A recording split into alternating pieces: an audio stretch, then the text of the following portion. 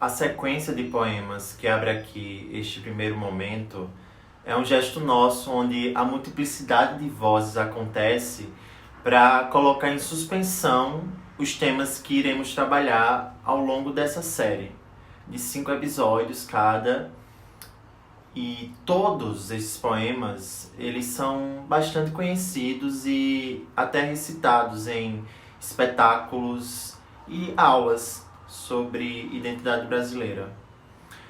Agora, inaugurar essa série com a palavra ódio, a partir do verso inicial do primeiro poema, O que se odeia no índio, talvez não seja a postura mais indicada. Porque se a gente pensar, o ódio, a raiva e a dor são palavras historicamente associadas à identidade negra. Para os negros, ou melhor, para a ideia que se tem de negros, a felicidade parece existir apenas como consequência da dor. Não à toa que o Samba da Bênção, e aqui eu vou inserir essa letra e música de Vinícius de Moraes, ao ir relacionar com esse primeiro poema, é o Samba da Bênção ao falar do ritmo samba, que dá nome à música e que, enfim, é animado, carnavalesco e uma forte identidade brasileira, inclui a palavra tristeza como fonte primária de produção para o gênero samba. Então, o samba, ele aconteceria a partir desse material, que é a tristeza. Como diz a letra, para fazer um samba com beleza, é preciso um bocado de tristeza. Agora, a questão que fica é, de onde viria essa tristeza? Talvez a resposta esteja sutilmente colocada dentro da música, no descobrimento de que o passado do samba foi negro no coração, apesar do presente identificá-lo como branco na poesia. Então, dessa forma, o que a gente tem é uma fundação discursiva brasileira, ou seja, o trabalho do duplo, o negro existindo como o duplo do branco. E a dor negra, e aqui eu insiro isso, da mãe de santo Tia Seata, com todo o repertório dos 500 anos de regime escravocrata, produziu essa tristeza que balança, que seria um dos âmagos genuínos de brasilidade, que tem a validade ao descer do morro em direção ao asfalto das ruas de concreto, construídas pelas mãos brancas. Tia Seata é considerada uma das responsáveis pela criação do samba carioca. Então temos esse primeiro poema, e aqui esse nosso gesto introdutório é de colocando algumas temáticas que serão importantes.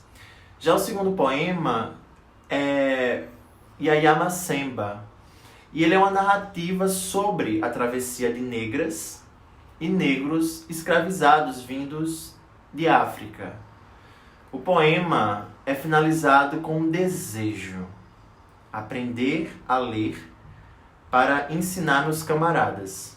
Então, a ideia de deslocamento a partir da diáspora negra, do exílio, da imigração, ela pode ser relacionada com a não permanência de memórias. Essa falta e ausência evidencia a inexistência do direito à memória. Pessoas negras têm um rombo geracional das suas narrativas. Na arte, na representação de pessoas negras, a falta de memória pode ser destacada em objetos e na própria ideia de casa. A metáfora da identidade descoberta a partir da casa em que se vive. Então, essa casa como algo que se estende ao seu entorno. Ou seja, ruas, bairros, praças e locais que são pontos vivos de memórias, porque eles sedimentam experiências. Tudo isso, para muitos negros e negras, é inexistente. Então, a casa, ela se torna estrada. A casa parece ser o próprio corpo negro.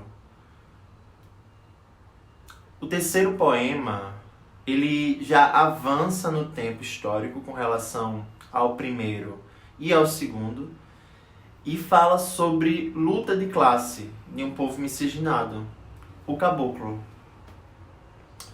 Apesar dele plantar a sua própria comida e, consequentemente, o seu sustento, ainda assim ele precisa dividir e dar gratuitamente parte de sua produção para o Senhor.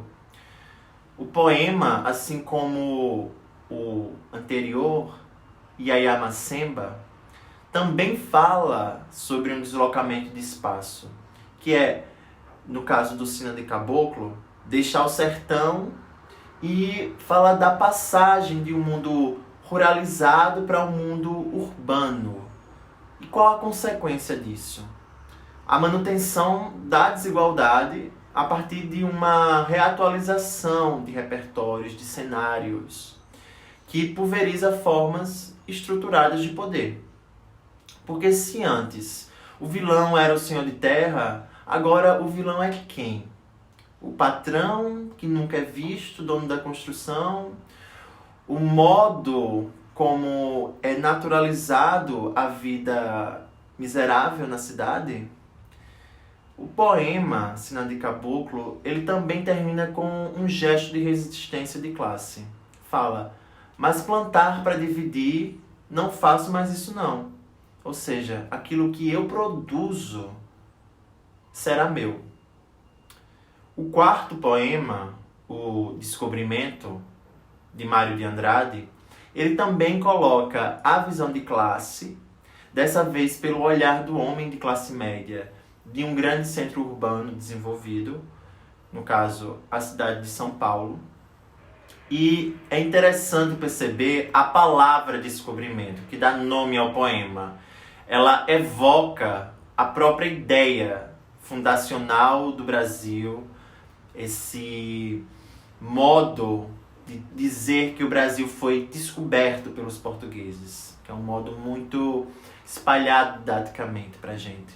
E a ação de descobrir é uma ação onde alguém tem o mérito de achar um objeto, né, ou algo.